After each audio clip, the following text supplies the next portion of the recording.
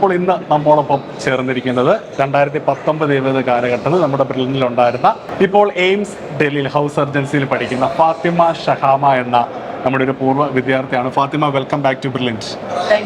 Okay, അപ്പോൾ ഫാത്തിമേനെ പറ്റി അറിയാൻ പ്രേക്ഷകർക്കൊക്കെ ആഗ്രഹം കാണും.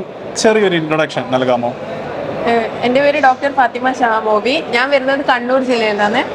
എൻ്റെ ഫാമിലിയിൽ എൻ്റെ അച്ഛൻ പോലീസാണ്. എൻ്റെ ഉമ്മ ടീച്ചറാണ്, ഹൈസ്കൂൾ ടീച്ചർ. എനിക്കൊരു അനിയത്തിയുണ്ട്, അനിയനുണ്ട്. അനിയത്തി ഇപ്പോൾ റിപ്പീറ്റേഴ്സ് ബാച്ചിൽ ഇപ്പോൾ ജോയിൻ ചെയ്തു പാലയിൽ. അനിയന് ഇപ്പോൾ ഇവിടെ തന്നെ റെസിഡൻഷ്യൽ ബാച്ചിലാണ് ഇപ്പോൾ പഠിക്കുന്നത്. ഫാത്തിമ, ഇപ്പോൾ നേരത്തെ ഞാൻ പറഞ്ഞ പോലെ തന്നെ എയിംസ് ഡൽഹിയിലാണ്. ബ്രില്ലിൻറ്റിൽ 2019-20 കാലഘട്ടത്തിൽ റിപ്പീറ്റേഴ്സ് ബാച്ചിൽ പഠിച്ച വിദ്യാർത്ഥിയായിരുന്നു അല്ലേ? അപ്പോൾ എങ്ങനെയുണ്ട് നമ്മുടെ എയിംസ് ഡൽഹി?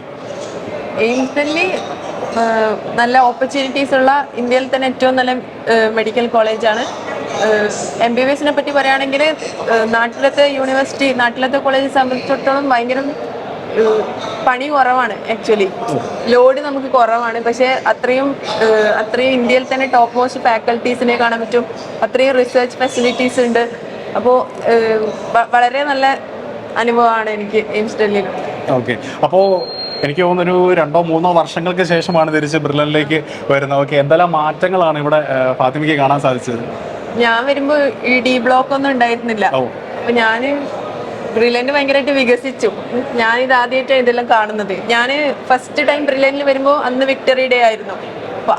അന്ന് പിന്നെ ഞാനിത് കണ്ടിട്ടൊന്നുമില്ല വിക്ടറി ഡേ. എൻ്റെ വിക്ടറി ഡേക്ക് ആണെങ്കിൽ കൊറോണ ആയിരുന്നു.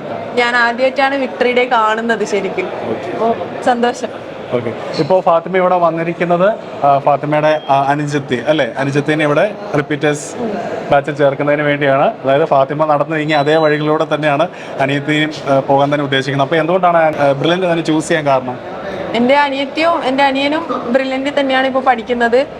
ബ്രില്ലിയന്റിൽ വന്നവരാണ് എൻ്റെ ഫിസിക്സിലും കെമിസ്ട്രിയിലുള്ള കൺസെപ്റ്റ് ക്ലിയർ ആയത്. അപ്പോൾ അതുകൊണ്ട് എനിക്ക് ബ്രില്ലിയന്റിൽ അല്ലാണ്ട് സെക്കൻഡ് ഓപ്ഷൻ ആണെന്നും വെച്ചിട്ടില്ല. ഞാൻ ഇങ്ങനെയാണ് പഠിക്കേണ്ടത് നമുക്ക് മനസ്സിലായത് ബ്രില്ലിയന്റിൽ വന്നതിന് ശേഷമാണ്. അതുകൊണ്ടാണ് എനിക്ക് നല്ല സ്പീഡായിട്ട് റിപ്പീറ്റേഴ്സ് ടൈം യൂസ് ചെയ്യാൻ പറ്റിയത്. ഇപ്പോൾ തിരികെ വന്നിട്ട് നമ്മുടെ ട്യൂട്ടർമാരൊക്കെ കണ്ടോ? എയിംസിൽ ഒരു മീറ്റപ്പ് ഉണ്ടായിരുന്നു ബ്രില്ലിയന്റിന്റെ. പക്ഷെ അന്ന് ഞാൻ നാട്ടിലായതുകൊണ്ട് പങ്കെടുക്കാൻ പറ്റിയിരുന്നില്ല. ഇപ്പോൾ എല്ലാവരും കണ്ടുകൊണ്ട് സന്തോഷമുണ്ട്. ഓക്കെ, നമ്മുടെ ബ്രില്ലിയന്റിന്റെ അന്നും ഇന്നും ഒരേ നിലവാരമാണ് നമ്മൾ കീപ്പ് ചെയ്യുന്നത്, ലൈക്ക് ടീച്ചിങ്ങിലും ട്യൂട്ടറിങ്ങിലും ഒക്കെ. അതിനെപ്പറ്റി എന്താണ് ഫാത്തിമയുടെ ഒരു എക്സ്പീരിയൻസ് എന്തായിരുന്നു? ഞാൻ ഫസ്റ്റ് അറ്റംപ്റ്റ് നീറ്റ് എഴുതിയപ്പോൾ എനിക്ക് ഒരു കൺസെപ്റ്റ് ഉണ്ടായിട്ടില്ല. എങ്ങനെയല്ലോ യൂണിറ്റ്സ് ആൻഡ് മെഷർമെന്റ്സിലെ കൺസെപ്റ്റ് വെച്ചിട്ട് കുറച്ചെല്ലാം അഡ്ജസ്റ്റ് ചെയ്ത് എഴുതിയെന്നല്ലാണ്ട് ഇവിടെ വന്നതിന് ശേഷം മെക്കാനിക്സ് എല്ലാം ക്ലിയർ ആയത്. അപ്പം ഭയങ്കര എനിക്ക് ഫിസിക്സ് എന്ന് പറഞ്ഞ സബ്ജക്റ്റിനോട് ഭയങ്കര ഇഷ്ടമായിരുന്നു. പ്രത്യേകിച്ച് ജെയ്സൺ സാറെല്ലാം, എനിക്ക് ലോസ് ഓഫ് മോഷൻ എടുത്ത ജെയ്സൺ സാറെല്ലാം ആ ചാപ്റ്ററിൽ എനിക്ക് ഫേവറേറ്റ് ചാപ്റ്ററായി മാറി. അതുകൊണ്ട് എനിക്കെന്നും അത് ഭയങ്കര ഓർമ്മ ഉണ്ടാവും. എനിക്കിപ്പോൾ ഫിസിക്സ് ചെയ്യാൻ ഭയങ്കര താല്പര്യമുണ്ട്. എൻ്റെ അനിയനും എൻ്റെ അനിയത്തിയും ഡൗട്ട്സ് ചോദിക്കുമ്പോൾ ഞാനിപ്പോൾ ഫിസിക്സ് എല്ലാം എനിക്ക് പറ്റുന്ന മാക്സിമം ഞാൻ ശ്രമിക്കാം. ആ എന്തൂസിയാസം എനിക്ക് ഇപ്പോഴും കിട്ടുന്നുണ്ട്. അതുകൊണ്ട് എനിക്ക് ബ്രില്ലിയന്റ് എന്താ പറയുക, ഭയങ്കര ഞാൻ ഏറ്റവും പ്രൊഡക്റ്റീവായിട്ട് ജീവിച്ച ഒരു കൊല്ലം എന്ന് പറയാം റിപ്പീറ്റേഴ്സ് ബാച്ച് ആയിരുന്നല്ലേ? ഓക്കെ, അപ്പോൾ എയിംസ് ഡൽഹി എന്ന് പറയുന്ന MBBS വിദ്യാർത്ഥികളെ സംബന്ധിച്ചിടത്തോളം വളരെ സ്വപ്നതുല്യമായിട്ടുള്ള ഒരു ക്യാമ്പസാണ്. ഇനിയും നിരവധി വിദ്യാർത്ഥികൾ ആ ഒരു ക്യാമ്പസിലേക്ക് എത്തിപ്പെടാനായിട്ട് വളരെയധികം പരിശ്രമിക്കുന്നുണ്ട്. അവരോടൊക്കെ എന്താണ് പറയാനുള്ളത്?